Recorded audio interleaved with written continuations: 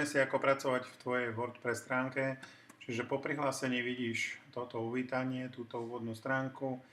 Následne ťa zaujímajú články, to je vlastne blog. Hej.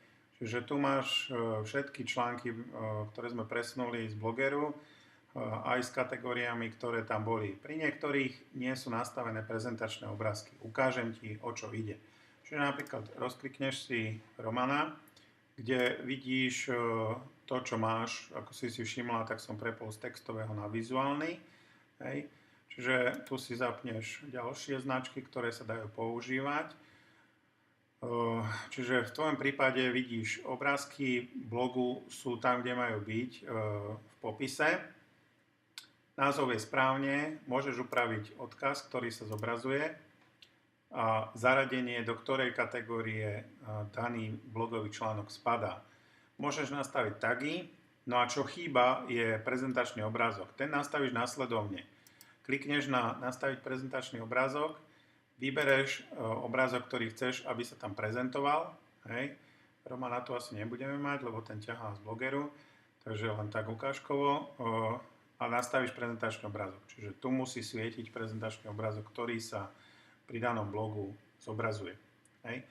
Pridávanie obrázkov do blogu ukážeme, keď budeš pridávať nový. Čiže tu, keď zaktualizuješ, čo je potrebné, nastavíš prezentačný obrázok, dáš tlačítko aktualizovať, tým sa zmeny prejavia na stránke. V prípade, že to nekliknem, tak napríklad toto sa tam nezobrazí. Hej. Teraz prejdem do pridať nový. Tým, že som tam neklikol, tak vlastne ten prezentačný sa nenastavil. Hej, pridať nový článok do blogu, čiže názveš to, dáš popis, hej, vložíš tebou vybrané obrázky, ktoré tam chceš. Tu si nezabudni nastavať veľkosť, hej, čiže buď plno alebo veľký, automaticky sa ti tam vloží. S obrázkom môžeš pracovať, čiže zarovnanie a tieto veci, to je štandard, hej. Čiže následne odentruješ a vložíš ďalší a tak ďalej a tak ďalej. Čiže vkladáš obrázky do popisu, hej, tento popis vymažeme, aby nám tam nezavadzalo. Hej.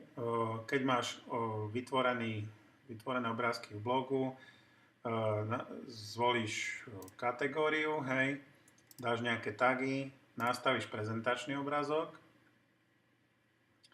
že vybereš si prezentačný obrázok, nastavíš ho a ty máš vlastne článok povolený, alebo teda nastavený k publikovaniu. Hej, ostatné veci nemeníš.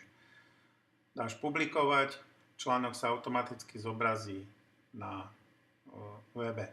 Hej, s tým nastaveniami a s tým, čo si tam vložila. V prípade, že nezadáš kategóriu, systém ťa upozorní. V prípade, že nedáš prezentačný obrázok, systém ťa neupozorní. Takže prezentačný obrázok je ten, ktorý sa zobrazuje ako prvý náhľadový a tieto ostatné až po rozkliknutí.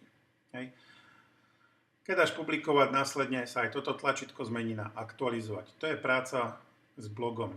Následne máš stránky, čiže toto neuložíme. Stránky sú tie, ktoré sme vytvorili, čiže príklad poviem, chceš meniť tú sekciu o mne, hej.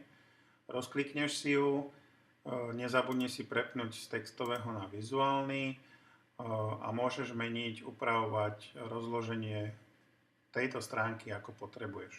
Takisto zmeníme, dajme tomu odkaz, hej, aby bol správne. Čokoľvek tu zmeníš, tak vlastne podlieha tlačítku a aktualizovať.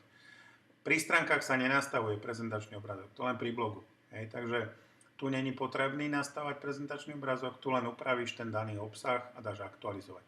Hej, zmenili sme tam toto, dáme aktualizovať, už je to v poriadku. Hej, čiže to je, čo sa týka stránok. A potom poslednú vec, tu máš portfólio, hej, to je modul, ktorý sme tam dokladali.